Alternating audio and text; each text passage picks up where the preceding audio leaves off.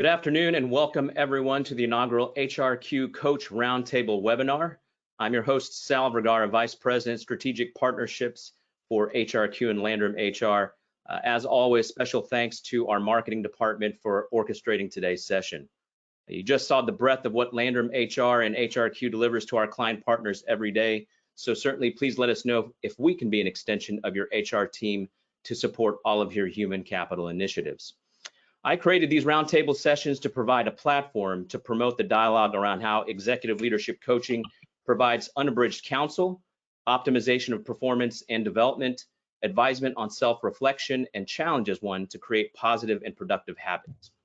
Today, companies across the country are experiencing the great resignation and are clamoring to find creative ways to retain and attract top professionals. This directly impacts your organization's ability to keep your best employees and a pipeline for new talent. The peril of not addressing this appropriately could result in increased turnover and possibly compromising your employer brand. One of the best ways to exhibit and convey commitment to your employees is to pledge to their development, both personally and professionally. In our session today, you'll learn how to articulate and justify why executive leadership coaching not only fortifies your employer brand as a preferred employer, but it galvanizes your culture to keep your most important assets, your people. This realization will lead to better communicators, a more efficient and satisfied workforce environment, and a renewed sense of loyalty. Today, I'm honored to assemble three fantastic people and world-class HR professionals. My first panelist is not only a friend, but a longtime hrQ advocate.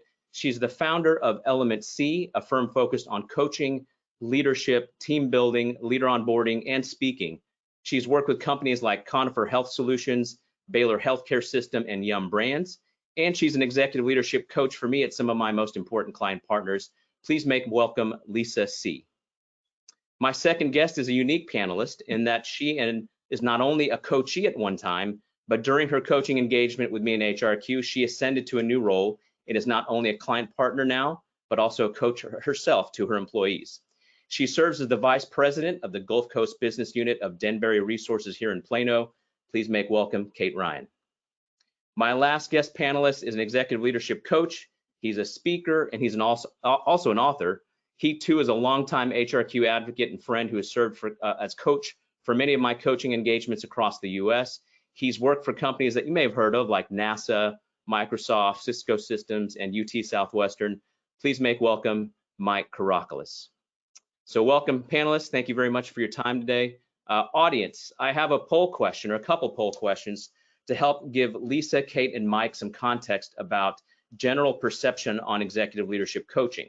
So it'll come on screen here in just a second. They're two very simple ones. Have you been coached? Pretty simple. Yes, I've been coached in the past. No, I have not. And then the second one, which we'll see in just a minute. So as you answer those questions, again, have you been coached? Yes, I've been coached in the past. No, I've not been coached before. And the second question, have you been part of placing a coach for an employee? Yes, I've helped place a coach. No, I've not helped place a coach. Pretty simple, but it gives us some context of where you as an audience are as it relates to executive leadership coaching. So we'll review those responses. As we're tallying those, remember, if you have any questions or comments, please send those into us via the questions pane. I encourage all of you to connect with us via LinkedIn. Just remember, every registrant will receive a link to an on-demand recording of this session. So if you have any questions or would like some guidance or support in executive leadership coaching, please let me know. I'll be happy to help. So let's look at those responses. Have you been part of placing a coach for an employee? Yes, I have. The majority of you folks, 75% here on the audience or in the audience, and no, I've not helped place a coach. So for that 25%, hopefully you'll glean some information on how to do that. Second poll question, have you been part of placing a coach for an employee? Let's look at those poll responses here in just a second. 75%, yes, I've helped place a coach. So the same as the first, no, I've not helped place a coach. Excellent. So there's a lot of folks here that are very familiar with executive leadership coaching. Hopefully this will help kind of underscore some of the things that you're already doing, give you some ideas of what to do to optimize it. And for those of you that aren't familiar, you get an idea of how to strategize around executive leadership coaching. So let's get into it. the first question, and again, audience, if you have any questions or comments, I'll keep an eye on the chat panel here or the questions pane. Please ask those questions or make any comments as we go along. As history has also documented, people have always sought guidance through the lens of individuals with whom they trust and respect. These folks have been people of the cloth, clergymen, all the way to tenured teachers and philosophers, professors. Fast forward to today, that still rings true, except they're called executive leadership coaches. So how has the definition of a coach evolved for you personally? Let's start with you, Lisa. So I love this question, first of all, because I've never put myself in the same camp as clergy or philosophers, but I love the question because it made me really think back on how I got interested in coaching, and it may be a little bit of an unusual beginning because I spent most of my career in HR, and when I became interested in coaching, it wasn't necessarily because I felt like I wanted to have a title of a coach. I had been doing things that I think coaches do. I just didn't know that they were called coaches. So I'd been listening to people, I'd been guiding people, I'd been advising people, occasionally being a devil's advocate for a leader or for an employee on a career decision they needed to make. And it was really in my last corporate role that I had that I started learning that and feeling that managers felt they lacked empowerment, really. And in some of the discussions I would have with them, I would see them struggling with what to do next in a situation with a member of their team. And I had remembered, oh, there's this thing called coaching. I think I want to look into that. Maybe that'll help my leaders that I support if I were to learn some of these skills and then teach them. So that's really where it started for me. And then through some formalized training in executive coaching, I learned that there were actual skills and competencies related to coaching, and that those skills and competencies could be taught, not just to HR people or people that care about people, but to all leaders. And so that's really where the evolution began, was that for me, I started to build up my own skill set when it came to coaching so that I could be a better HR practitioner, and then was able to show and teach others how they could incorporate coaching into their management style or leadership style. And I think that one of the best things that has happened for me in the evolution is that through the years, since I've learned to be a coach, I've also had a coach. And they've been different coaches throughout the years, but I think one of the best ways to evolve our understanding of this topic is to experience it. Absolutely, to live and breathe it, to know what the experience feels like, to understand it. I imagine that evolution and the acknowledgement probably rings true for you, Mike. I don't want to make any assumptions, but how has that definition of coach evolved for you from when you started to what you're doing today? Yeah, well, I'll go back even further. Growing up, it was always that dad with the whistle leading my soccer team. And there was a point in my mid-20s where I was lucky enough in the 90s to get exposure to coach training in an organization. And so that was the first time I was able to see it as a skill set, a very explicit skill set that leaders can use working with people. And then so that evolved very soon to seeing professional coaches. Not only is it a new skill set, but I saw people doing it professionally. And we had executive coaches working inside the company at that point. And there was a moment where I said, I want to do that someday. And fast forward to about 10 years ago now, I took that leap, got trained to do it professionally. And so now the term really became a job, like a role that somebody fits in. And in the last several years, I've probably gotten, as I've matured as a coach, I've gotten a lot more sensitive to it's a way of being. In one conversation, I can be coaching, but then I can be doing something else. I can be teaching, and it's often like, changing hats. And it's difficult to do that without having a really deep understanding of what the differences are. But in that respect, it's a professional way of being. Sure. Mm-hmm. Kate, I know this is a very unique perspective because you have been a coachee. You were coached actually by one of my coaches, and then now we are in another engagement, and you're going to coach a couple of your direct reports. And so for you, what does that journey look like? Because you didn't start out as a coach, although you're a manager, and I think all of us in the audience and just all of us on the panel at some point and in some respect have been coaches to some degree, whatever that might be. We've helped guide someone. So for you, Kate, in the professional sense, how has that evolved from what as a coachee perspective, and now that you are going to coach and have been coaching direct reports, how does that look? Yeah, I think for me, what's always interesting is I probably have a similar perspective to Lisa's, which is like, my early on, the idea of a coach had a very strong definition. That was a very specific person. That was a very specific set of skill sets. And I think what's really evolved for me is I got an executive coach about 4 years ago and had a more specific relationship. But I think what it really jogged for me is I've had mentors my entire career who have coached me in some form or fashion and really helped me get to where I am today. And what I recognize is a lot of the things that I do as a leader that I think make the team stronger are really some of these coaching techniques, right? Listening and being willing to help. And so what I find that it has evolved for me is that some of the skill sets of being a good coach are really ingrained in being a good leader. And so making sure and identifying and really helping to encourage those skill sets in my team and in the company to make sure that we have those types of people in our leadership roles. Absolutely. Thank you for that. So let's just cut to the chase then, Kate. Is coaching an expense or an investment, and why? Yeah, I think it's probably no shock to anyone on here that I'm a pretty strong advocate. It's an investment. For me, I have an engineering background, so I'm extremely technical. We spend a lot of time in all the organizations I've been in focused on generating a work product, on finishing a job. And although those things are very important to the bottom line, there's not a lot of day-to-day investment in individuals and in individuals moving forward or changing their behaviors.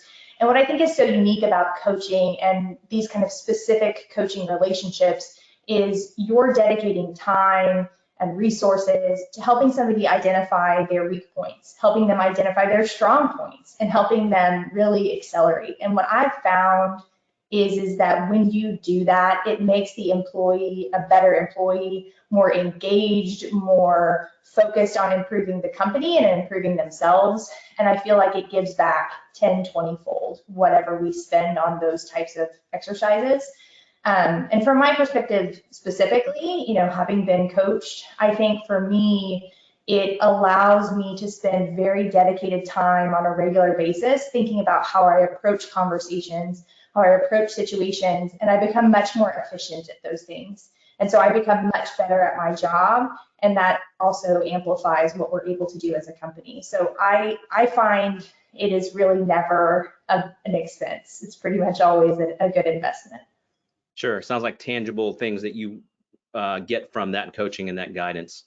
So for those who don't perceive it to be an investment, there's kind of riding the fence, or they just simply don't think it's an investment. How do you respond, Mike?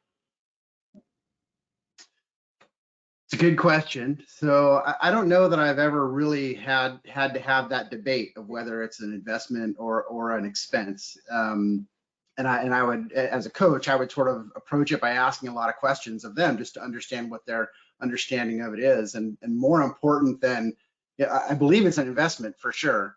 The question is, what is it that you want to get out of it? And most people, I find, if they're even considering doing it, they have something that they want to get from it. So that's the conversation I like to have. And I don't even really lead with a financial investment, and I think we might get to that a little bit later in this conversation. But is it development? Is it a challenge or a problem that they're looking to fix? I want to understand what's the need, what's the pain that they're feeling, what's this person experiencing, or their employee, because I'm often talking to a decision maker and it's about coaching for somebody else. I want to understand what they hope to accomplish with this, and then be able to articulate how coaching can be supportive of that. I'm also aware that coaching is not a fit in all cases, and so it's only a good investment if there's a specific outcome and something that they want to get from it. And if they can't define that, then it's difficult to really get the return on that investment. So I guess my short answer is great. However they see it, investment or expense, let's talk about what it is they want to get from it. Sure. Great perspective. Go ahead, Lisa. Just to build on what Mike's saying, and something I thought about as both Mike and Kate were talking, is that reality is it's really both. I mean, it is an expense and it's an investment.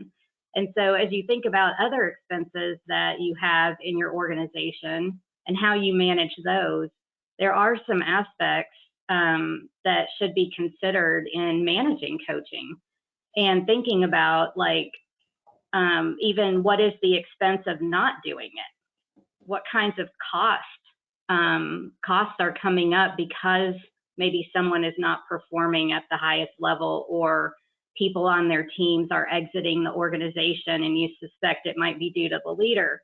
You know, there are quite significant expenses and costs related to both coaching and a lack of coaching. So it's an interesting question. The more I heard them talk, I thought about that it's important to kind of consider it that way, and treat it just like you would any other expense that you make, that you have in your business. It's an interesting point that you bring up, how what is the cost of not doing something. For being in business development for so long, that's sometimes what I ask a potential prospect or a potential client. What is the cost of not doing anything, implementing a new software or getting a new person in that particular role? So that's a great perspective of how to frame that. You know, the characterization of executive leadership coaching has progressed over the past few years. Even as early as, let's say, 15 years ago, most companies enlisted the services of a coach to, you know, to correct unsavory behavior. Juxtaposed to that positioning, the majority, I think all of us here agree, at least on the panel, the majority of coaching today revolves around the development and the optimization of high potential performers, or hypos is what we call them. When organizations decide to invest in a coach, should it be focused for high potentials, underperforming individuals, or both? Which one is more important in creating the biggest positive impact? What do you think, Lisa? I actually think that my initial response when I'm asked this, or when I think about it, is that it's for high potential. And then as probably all of us coaches do, we challenge ourselves on that thinking and say, well, what else could it be? Is it that, you know? And then I started to think about the fact that I think there's really another layer to this, and it has to do with engagement. So you can look strictly at whether someone seems to have potential and they are somebody you want to invest in for the future. But if they're not engaged, that investment may not be worth or may not have the outcome that you're hoping that it would have. And so I think that taking a look at engagement, the engagement level of the person that you're considering coaching for, is something that could be really powerful. And how could you do that? You could look at things like, how do they work with others? Do you see them, you know, really engaging and working well with others, or kind of, particularly right now in our remote work environment, staying to themselves and only caring about their own work and their own outcomes? You know, are they somebody that actively brings up ideas and tries to support others' ideas? Things like that. Given today's environment, I think we have a number of people who maybe aren't performing at their best just because of the circumstances of the pandemic and remote working and other types of things. So I would encourage people who are considering coaching for someone in their organization just to think about whether the individual has the potential and they're engaged enough to embrace the coaching that you may offer them. And conversely, someone who maybe isn't performing at their best but wants to be, maybe you can tell there's something getting in their way, but they're not quite sure what it is. I think coaching can really help uncover that for somebody. Yeah, you bring up an interesting point of making sure that person is engaged.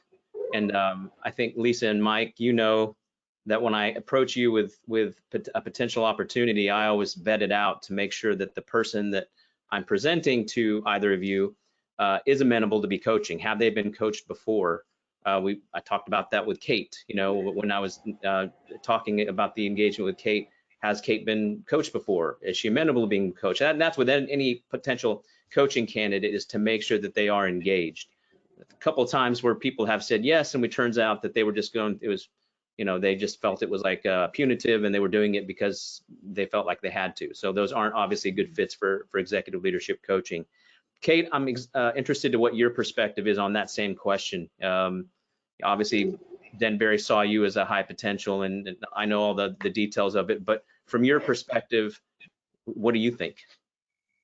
Yeah, I think for me, I've seen value on both ends of the spectrum. You know, I spent most of my early career very technical, and I find that I have a lot of maybe what would be considered underperformers from a communication standpoint, from an interpersonal standpoint, who are extremely high values to the company from a technical standpoint. And so I've had a lot of success in formal and informal coaching arrangements with underperformers from that vein, and it has been.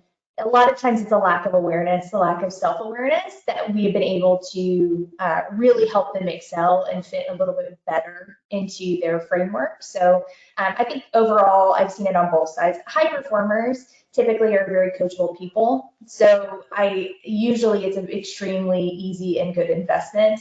It's important to hit them kind of at the right stride. I've found, hitting them too early on can cause a lot of overthinking. If I had an executive coach much earlier in my career, I probably would overthink everything that I do. So I think it's helpful to wait a little bit with some high performers, but I've seen value on both ends of the spectrum.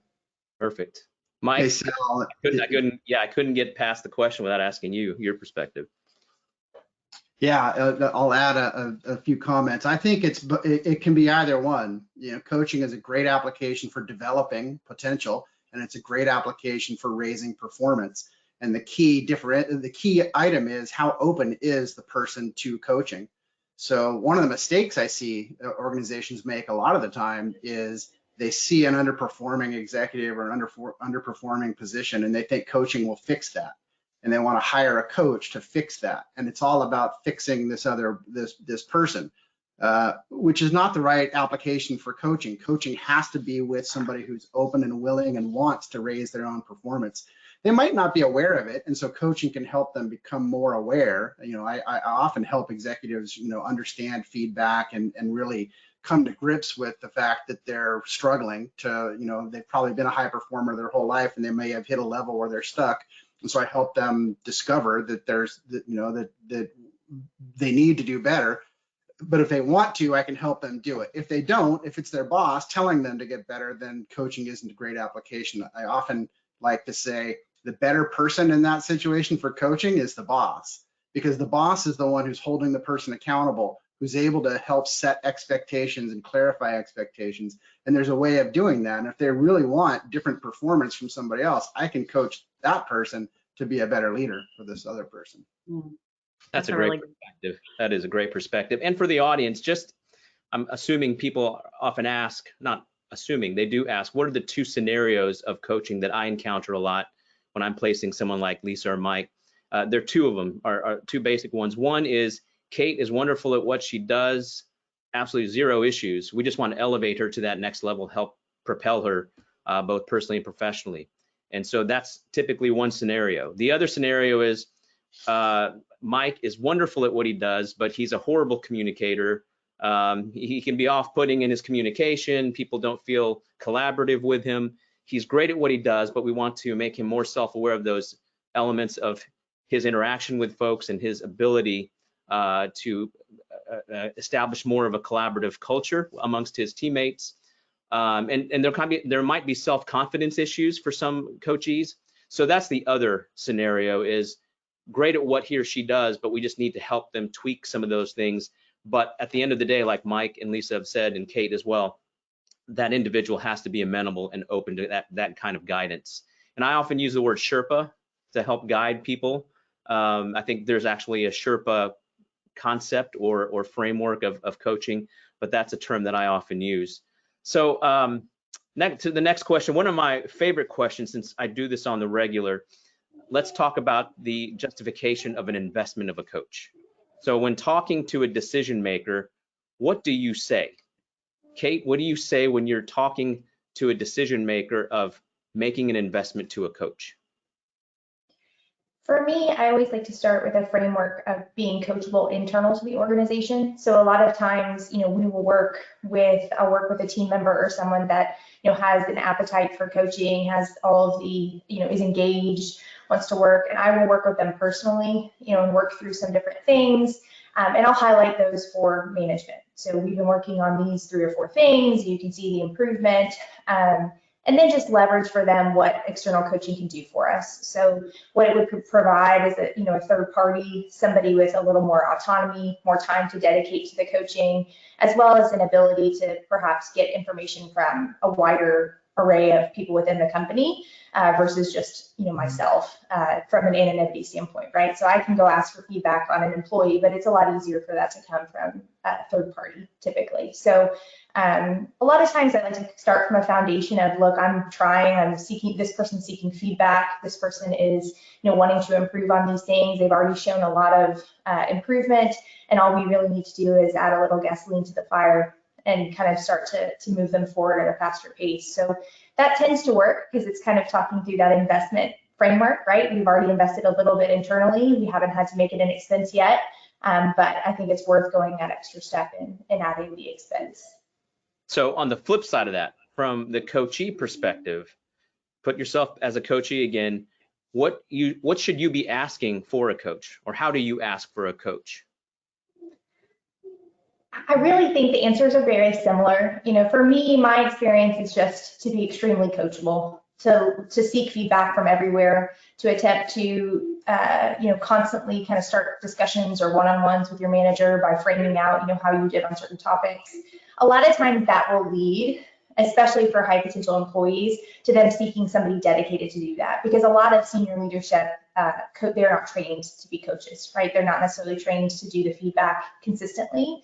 So I think that, having that as a framework, and then perhaps just requesting, are there different options to do 360s? Are there different options where we could look at, gaining some additional feedback for me beyond just the one-on-ones with your manager, can start to accelerate that. The other option, certainly what I've experienced is working with HR in your organization. I reached out to my HR business partner, had discussions with her, and she helped me leverage that as well.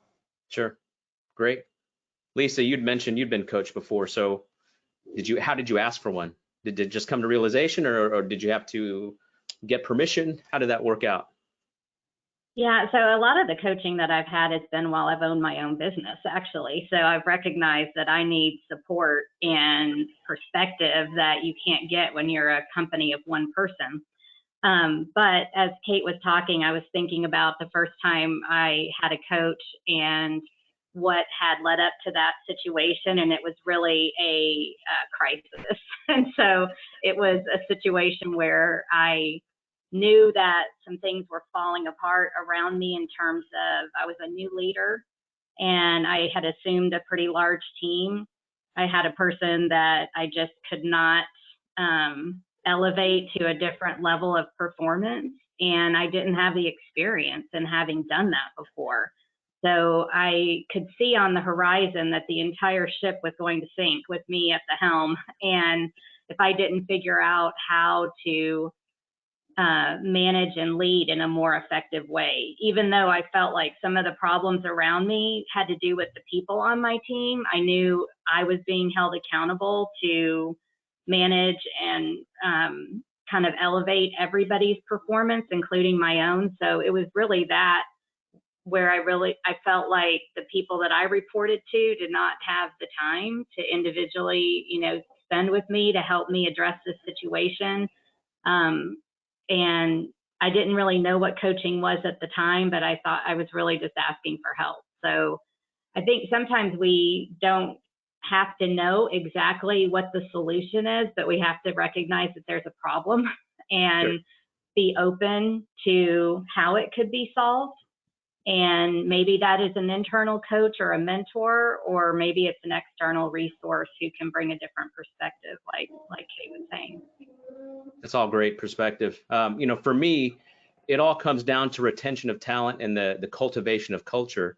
And we know companies spend millions of dollars onboarding new talent, training them, sometimes integrating specific individuals into the overarching business strategy. So it revolves around one person.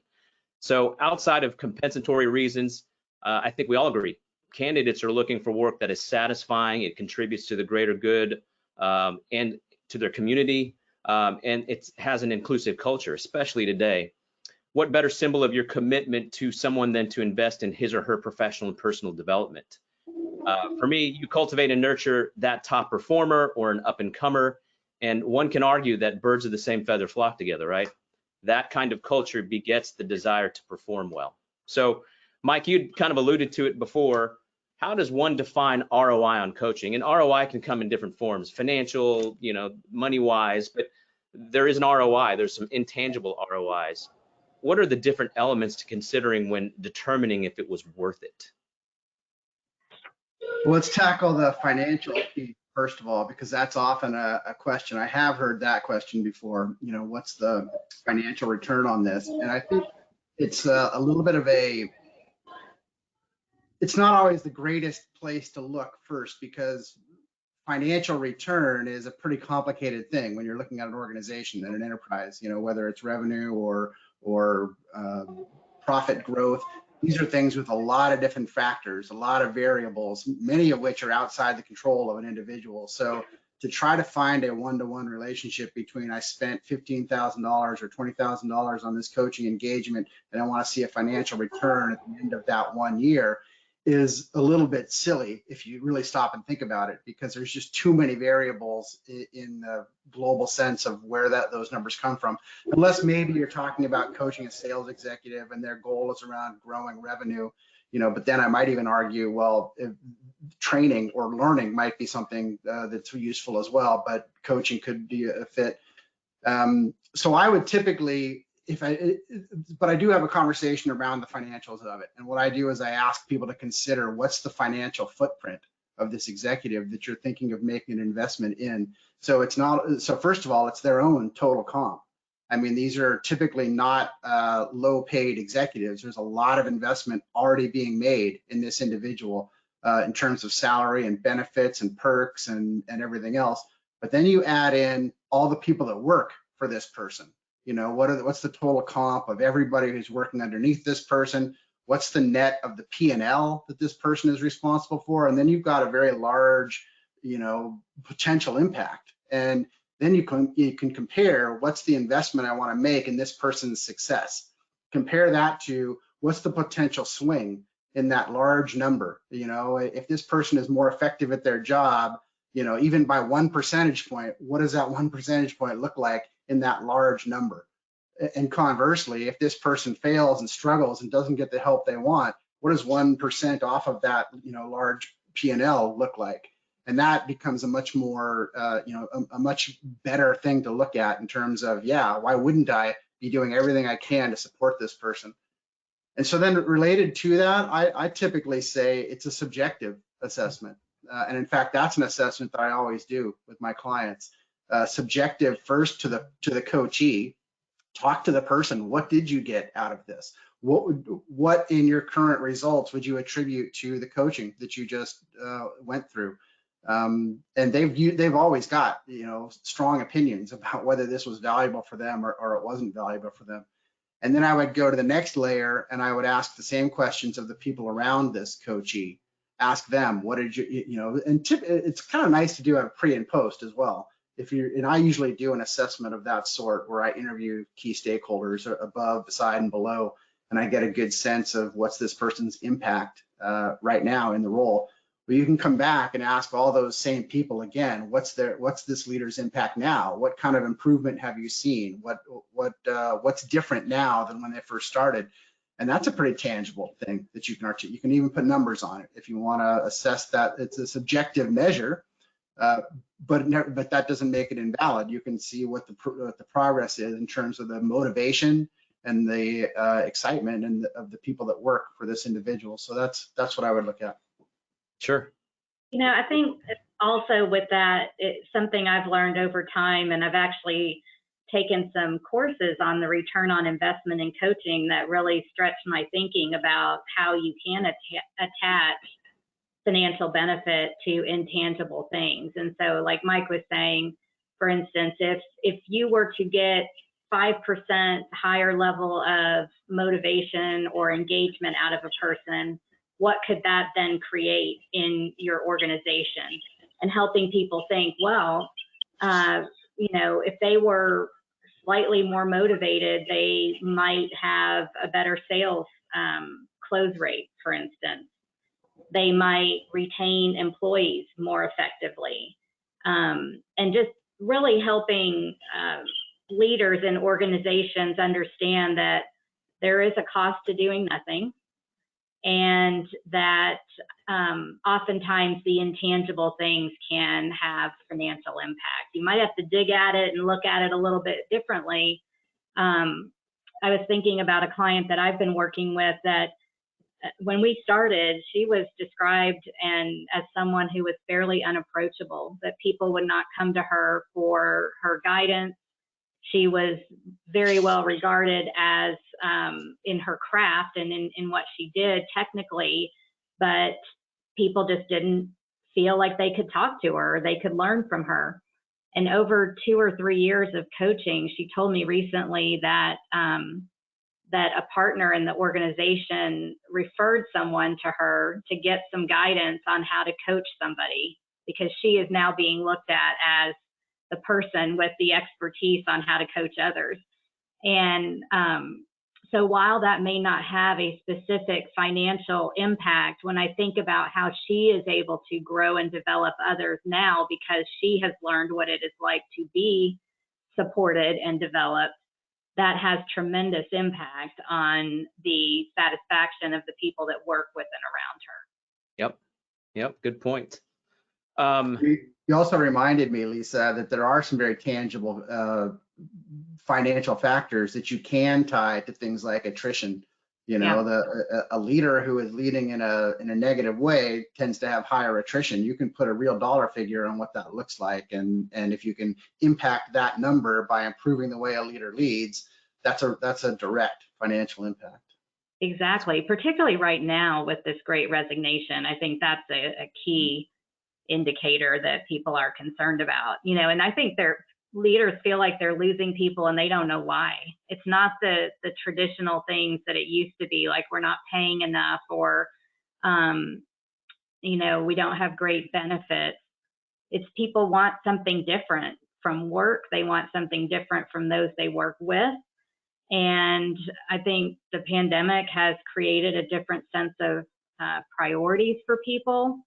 And so I know that executives I work with are kind of looking around thinking, we didn't expect these people to leave. We don't know what we could have done to make them happier. And all of a sudden they resigned, and so if that could be improved and you could retain that talent, what value would that bring, I think, is the key metric right now. Yeah, these past 2 years have really amplified those areas of improvement, if you will. And because the new normal, it's not the new normal anymore, it's the normal, there is a definite need for coaching to how to navigate through what the normal is today.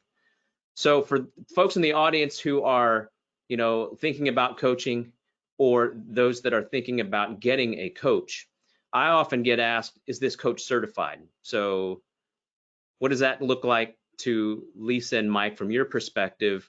The importance of being certified. There are myriad programs out there to get certified. And then from Kate's perspective too, as she's looking for a coach, is that important to have that certification at the end? Oftentimes I tell potential client partners and coaches that they're not precluded from being considered just because they're not certified. I mean, the body of their work, I think for everyone, you should look at the coach's body of work and not just a certification. But in reality, people ask, so how important is that? Let's start with Kate, from your perspective, when you're asking, hey, Sal, hey, is that coach certified? Is that important to you? It has never come up for me before. That doesn't mean it's not. I mean, a lot of what I go on when I'm looking for a coach for my employees, as you well know, or for myself, is really the relationship and making sure that all of our goals align and that the way that they're thinking about approaching the relationship works. So I've never really, it may matter, but from my perspective, it has not come up. Good. Yeah, I'll add, Mike? my experience with clients is that they really don't care. And that's mostly because they usually don't know what it means. Right. It's more what Kate is talking about there, and I agree with this. There should be rapport is more important than anything with a coach. When you're hiring your own coach, you have to feel comfortable with them. You have to be willing to be vulnerable with them, and those are things that are separate from any kind of certification. But for folks on the line, like HR directors or talent development directors who are in a position to be selecting coaches, I see it becoming more and more important. And from a personal perspective, I think it's critical. What I know for certain is that it's extraordinarily rare for somebody to know how to coach without having gone through a rigorous training program. It's a thing that people think they know what it is, and they, hey, I've been working in the corporate world for 20 years. I've been advising people. I know how to coach. And so a lot of people do that. They hang up their shingle and they say, I'm a coach. They call themselves a coach. And what they're doing isn't quite coaching.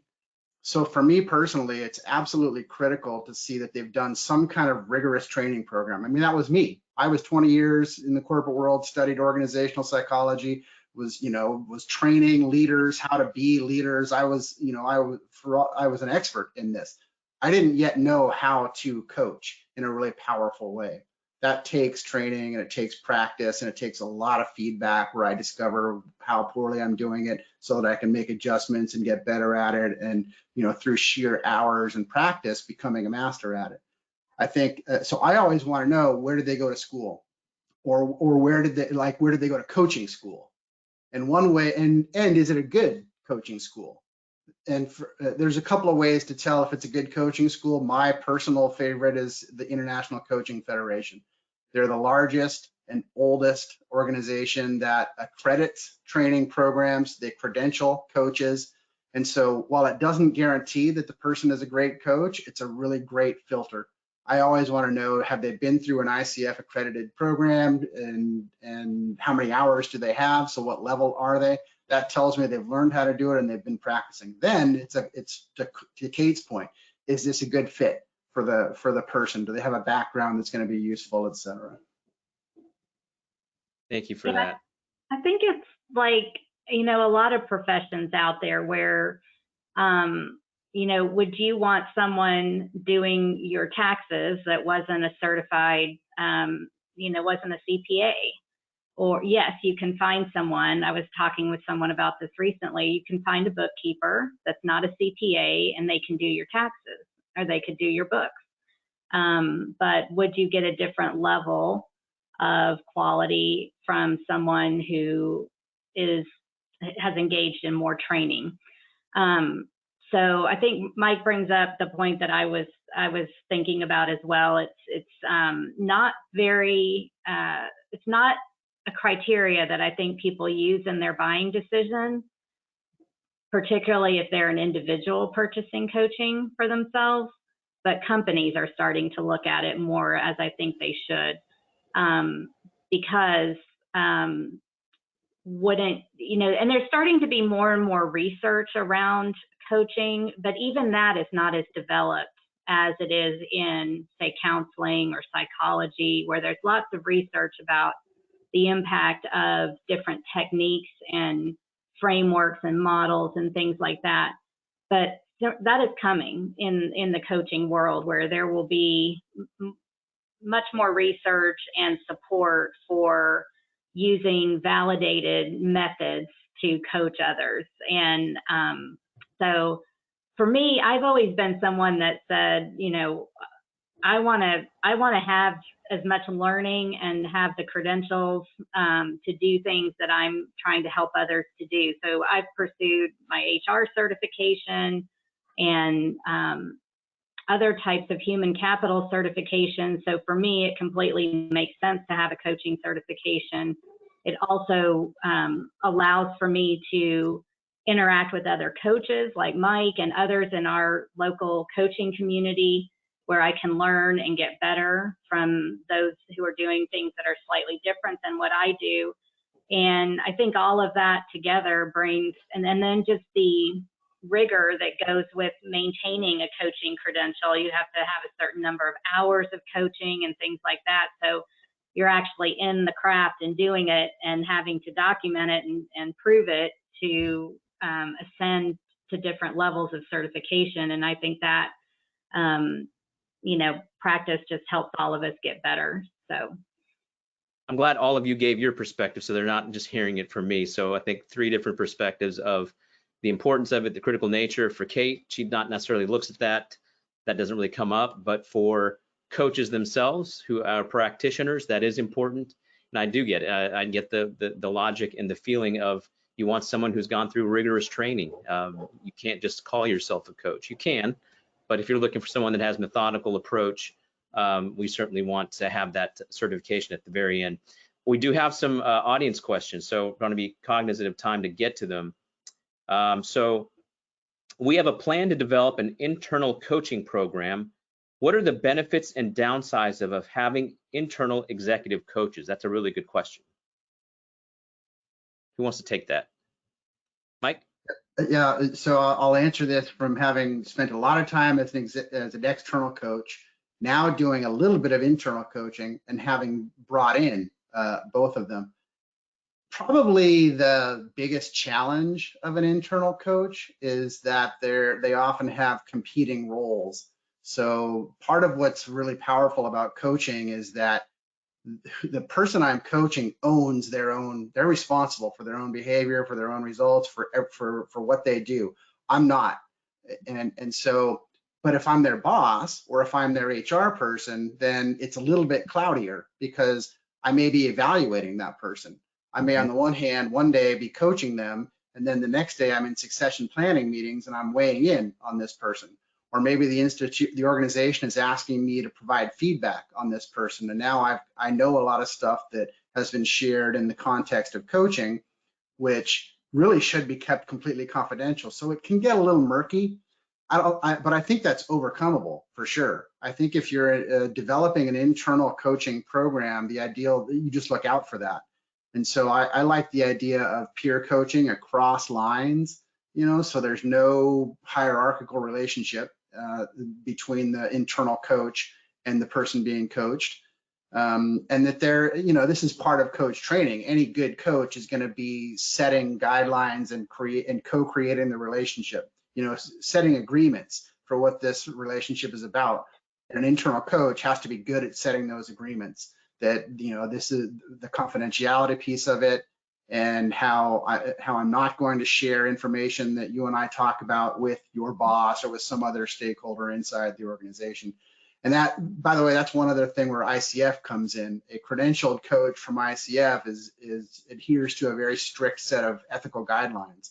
And ethics are an important thing in coaching because remember, it's not therapy, but it's similar to therapy. I'm asking somebody to open up and be honest with me and share their fears, their vulnerabilities, and so there's an ethics that goes with that I don't abuse that.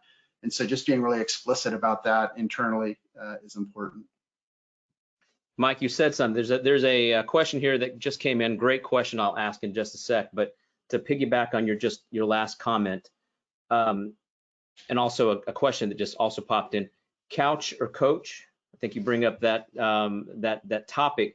Coaches should be trained in mental health issues, not to replace a clinical expert, but to recognize when it's appropriate and necessary. So I think you'd said that, that kind of segues into that comment, is that there's a lot of therapy that goes into it. I don't want to use that as a technical or medical term of what you folks do when you coach, but I think it's important that coaches, in my opinion, are trained to identify those, and there have been a couple of instances where that's been brought to my attention.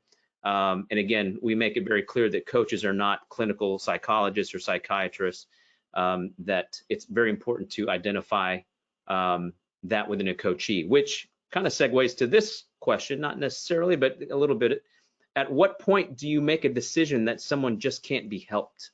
That's a great question of like, you want to help and you've given them all the avenues and the tools, at what point do you say, you know what, we can't help you? I know that sounds horrible to give up on someone, but at some point, it's you know, from a business like sales development perspective, it's like that sunk cost there. You put so much money into it and you keep going and going because you put so much time and effort into it. So Lisa or Kate, what do you think? You know, what point do you say and make that revelation that that person just can't be helped?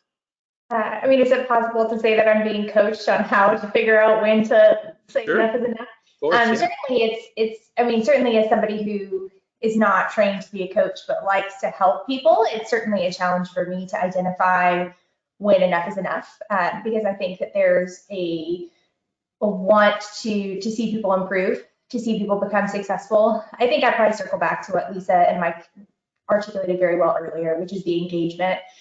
There's a point at which you can tell somebody is not hearing you anymore, that what you're saying is really not resonating, or they are, you know, in some ways just combative about not wanting to change certain behaviors. Yeah, I mean, it's usually, for me, it can be pretty obvious towards the end that somebody is really just not willing to engage on those topics of improvement. But I tend to probably try to help longer than I should. So maybe Lisa has better way of putting it. I suspect we were both laughing because we both do that.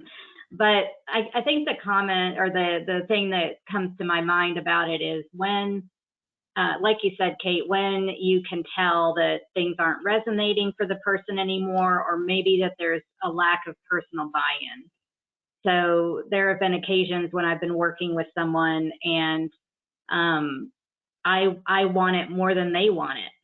I've said that back in my HR career when I was working with employees, like, I can't want this job more than you want this job for you.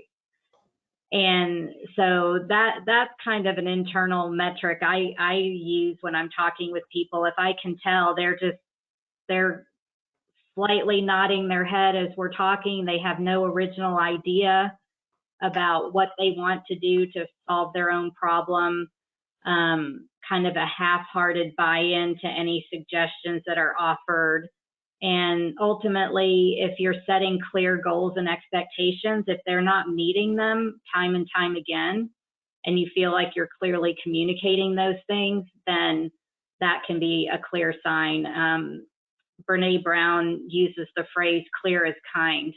And I talk about that a lot with people just to help them get over the hump of being clear about what's expected. And once you feel like you have been, if the person can't get there or doesn't want to get there, and you decide how many times you give them a chance to do so, then I think you can feel good that, you know, you were clear and the person made a choice on their own to move forward or to comply or meet the expectations, or they didn't, and that was their choice, and it's okay. But it doesn't mean that the organization has to accept subpar performance just because we continue to question, did we give them enough chances? Yep. Great perspectives from the two of you there on that. That's a great question. And there's another question that came in, and I think for this person, we kind of addressed this here before this last question. To the panelists, do you have a coaching certification, credentialing, and do you recommend getting one? And I think we all talked about that, how yes, for Kate, she doesn't necessarily look at that. For Mike and Lisa, they think it's important for their own perspective of getting one. Lisa used the analogy of a CPA or a CFA when you're doing your taxes. I think it's credentialing. There are several out there. Mike mentioned International Coaching Federation, with whom I have closely worked with them, with Lisa and Mike and some other coaches that are part of that. What other ones can we recommend to this individual that you're aware of, just kind of naming off that off the top of your head, credentialing? Well, the ICF is the credentialing body, although there may be a couple others, but that's the main one.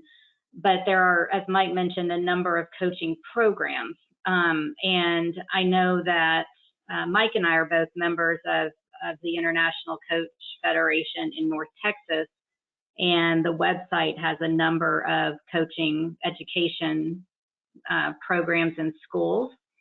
I think also one thing that if you're exploring that, one thing you could do would be just to associate with some coaches who have become certified and just start to learn about it that way.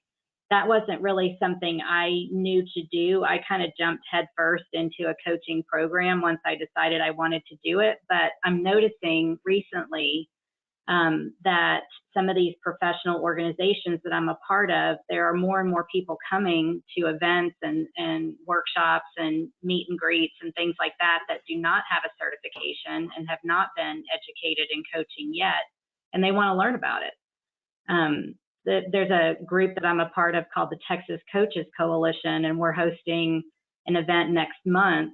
And I noticed that about a third of the registrants do not have a coaching certification, which says to me there's a lot of interest in this field and people who have maybe not made a determination about certification. But I do think it's important just to kind of associate together those who are certified and those who aren't, and share, all of our perspectives for the betterment of the profession. And that was called Texas Coaching Coalition? Texas Coaches Coalition. Coaches Coalition. So for those in the audience, Texas Coaches Coalition. Mike, I'll throw this one to you. How do you establish yourself as a trusted advisor? What are some tactics that have worked for you? Well, I would say by being trustworthy. So this is really one of the first things I do with clients is I show up and I listen and I find out, where they're coming from. This is the thing that is the skill to learn if you're coaching. Most of us think we're pretty good listeners. Very few of us have learned how to listen in a way that a professional coach does, and how to then ask follow-up questions and come with a curiosity and a sense of inquiry that feels safe to the other person. So I show up in a particular way with that skill set, open to what this person is experiencing with zero judgment. I mean, without feeling any kind of judgment towards the person, and sending clear signals that whatever they're experiencing is okay, so that it becomes easy for them to be open. Coaching is never telling people what to do. It never is. I mean, there are times where I'm offering some expertise, or I might be teaching about a particular way of leading, but the vast majority of coaching is simply being listening to them in a way that they've never been listened to before. I hear that a lot, and it's pretty gratifying. But I'll hear from people, I've never spoken about these things before, and nobody's ever really asked me or listened to me in this way before. And so it's pretty instant. Or, I mean, it's, on the one hand, it's instant. I immediately want to put people at ease and let them feel comfortable that I'm there for them 100%. I'm not an agent of their organization or their boss. So that's why confidentiality and things like that are critical. I set that tone, I make it explicit, and then I back it up by the way I show up with that person. And so then over time, they see that it's consistent like that, and the trust is there. This was the thing about internal coaching, which I think is surmountable, but it's an extra challenge if you're internal, because it's harder to create that full sense of safety if you're an internal professional with somebody. Thanks, Mike. I appreciate that. Let's just do one more question. It's a good one.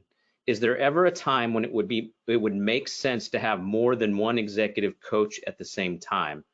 I have my own opinions, but curious to get the group's thoughts. So, Kate, do you have Lisa and Mike at the same time?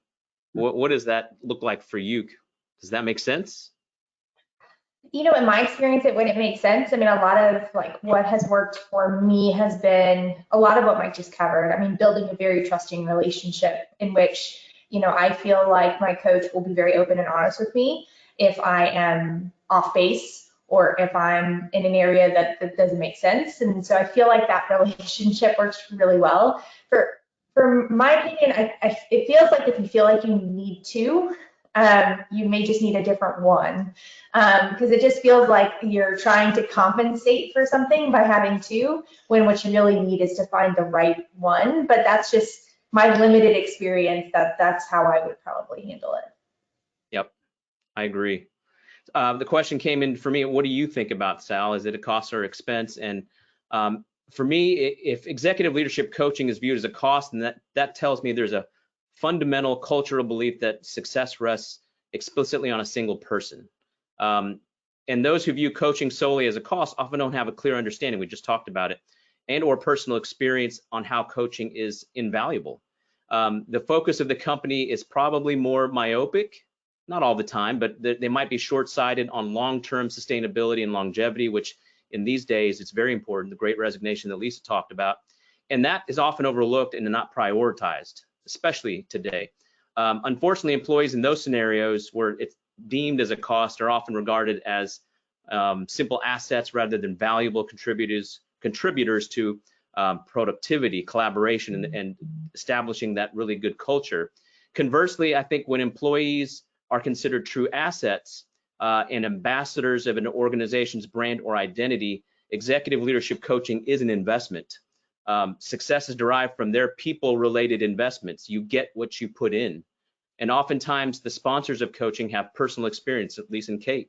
Mike too have had personal experience of being coached, and then they've seen coaching firsthand of how it impacts someone's confidence, their ability to perform more effectively or become better communicators. These kinds of organizations, again, in my humble opinion, embrace cultural growth, change, and development. So that's the answer for that person. Today, we've talked about one of the most pragmatic ways to exhibit and convey your commitment to your employees by helping them develop both personally and professionally. Moving forward, audience, I ask that you take an audit of your own talent strategy and consider what will happen if you don't implement an executive leadership coaching practice. Like we talked about before, what are you willing to sacrifice and what it means to your company's longevity? And simply just get started. Just start asking questions, reach out to these folks. This acknowledgement will undoubtedly lead to better communicators, a more efficient and satisfied workforce, and a renewed sense of loyalty amongst your organization. So on behalf of hrQ, Landrum HR, and the audience, Lisa, Mike, Kate, thank you very much for spending your afternoon with us and your expertise and wisdom. Audience, please take a quick moment to answer the survey as you exit the webinar. This helps us out a great deal on identifying future topics and formats. Please be on the lookout for information on my next Coach Roundtable sessions throughout the rest of this year. For hrQ and Landrum HR, I'm Sal Vergara. Until next time, elevate yourself and those around you.